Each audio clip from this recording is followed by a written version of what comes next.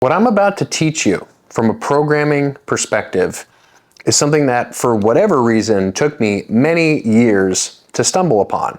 And it's the simplest, and in my opinion, perhaps one of the most effective ways to program. And the beauty in it is its simplicity. And the coolest thing about it, I think, is that it works at all levels, not just beginners or intermediates or advanced, but it's more of a principle-based approach. So what's the approach? It's called stepwise progression, and I'm going to give an example of, let's say, weeks 1 through 6 of what this might look like. But this is a strategy that you can apply to every single exercise. Doesn't matter what the exercise is, though there may be certain differences in terms of the particularities of the exercise and sort of what strategy within the progression scheme you have to use. Overall, the principles remain the same. So let's look at what stepwise progression is. By the way, don't know who came up with this. Don't care, but credit to you if you're watching, which you're probably not. So week 1, let's just say I pick a rep range, okay? And is it in the frame? Yeah. So let's just say the rep range that I choose is 8 to 15, or let's say like 6 to 8 to 15, right? Something like that, 6 to 15 reps. I think it's a really reliable strategy or rep range to use in the context of hypertrophy training, right? Training to grow muscle and also to get stronger in those ranges, obviously. So that could be a whole nother video as to why that's the case. That's the range that I like to use for this. You don't have to, just my recommendation. It's also not a hard stop, meaning if you do 5 or 16, it's not like it's the end of the world. Okay, so let's assume that, your first, and we'll just pick one exercise. Let's say on the exercise on week 1, you're doing, let's just say for the sake of simplicity, 1 set on this exercise, right? You're introducing it. And that 1 set, you do 100 pounds and you do it for 10 reps, right? Let's say you get to 10 and you're like, let's say it's a bench press, you finish the 10th rep really hard, okay? What might we do the next week? Let's just say I do the same 100 reps, but instead I get 13 reps this week. Fantastic. Guess what? You made progress. Week 3, let's say I'm gonna repeat 100 perhaps one more time. And now I get 15, right? 15th just looks just like the 10th did on week 1. But I've chosen a range over here and I've gotten to the end of the range. So what do I do? Any guesses?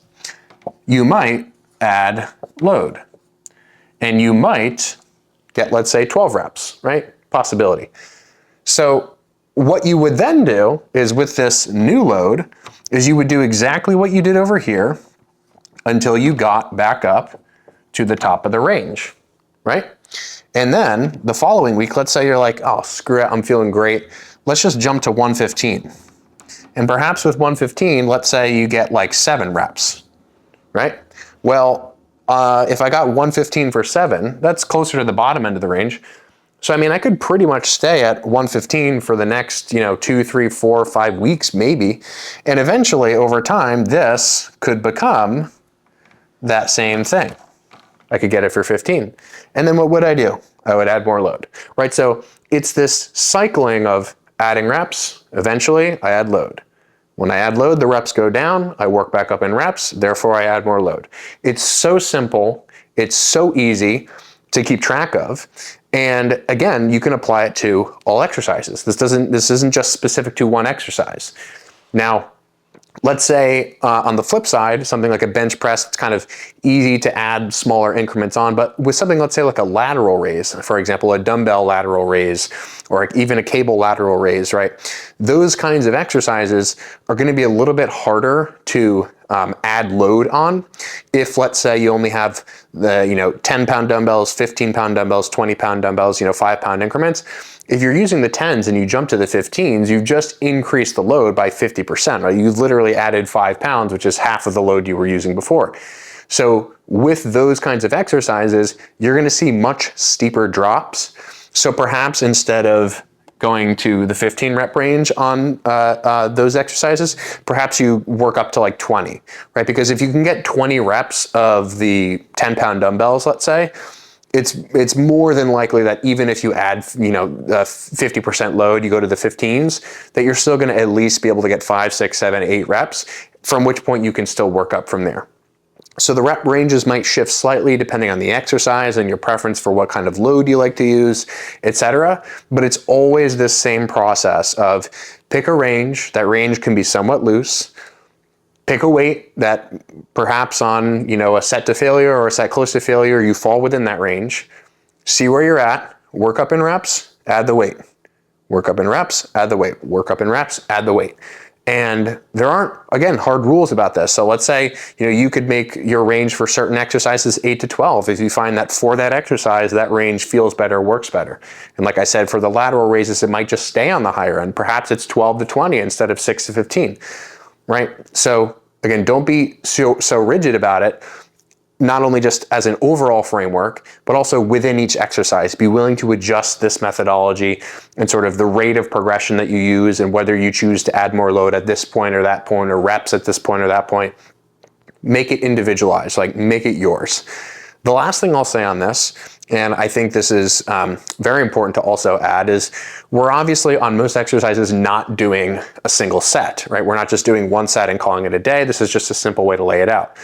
What I would say is that whether or not all your sets progress, I think is less important than, let's say, like the first hard set of the day. And that's really just a bias based around how I like to train. My first set, I like to make it at failure, like total failure, because for me, that sort of top set approach gives me a little bit of an easier way to track my weights over time. Because if that top set is progressing, and perhaps I lower the weight for the next 2 sets, I can still track those other 2 sets and do this methodology within those later sets, but I'm gonna be under a decent amount of fatigue, and so those sets might fluctuate in terms of their rate of progress, if they're progressing at all. My sort of stance on this is that if your top set of the day, if you choose to use that methodology, which again is my personal bias, I like to do that. I like to train most, if not all my sets to failure. I just prefer it in my training. I use lower volumes, higher relative efforts. Not the perfect way to do it, but I personally like to.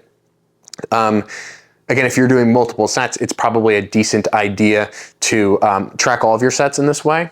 But if you do like to do that top set method, really put a high priority on that first set, because that's going to be kind of your key indicator. And as long as the other 2 sets aren't drastically getting worse every week, if they're staying the same or getting slightly better with this kind of methodology, then thumbs up. Are you someone that wants to be able to target any muscle in your body when you're lifting, but you also don't give a shit about complicated anatomy and biomechanics? If you are, then this is the perfect ebook for you. The Target Any Muscle ebook is not really an ebook. It's more like a lifetime cheat sheet guide to lifting. You need a total of 0 understanding of anatomy and biomechanics to understand this material. And that's because every chapter is full of tons of different diagrams and very visual, simple explanations about how to set up an exercise for any muscle. In addition, every chapter functions as a standalone guide, so you can simply click on the table of contents and navigate to any muscle group that you're training on any given day. Every single chapter includes visuals of how to stretch any muscle, how to shorten any muscle, how to load any muscle, and then how to stabilize your body so that you can train that muscle appropriately. And in addition, at the end of every chapter, there's a training FAQ to address commonly asked questions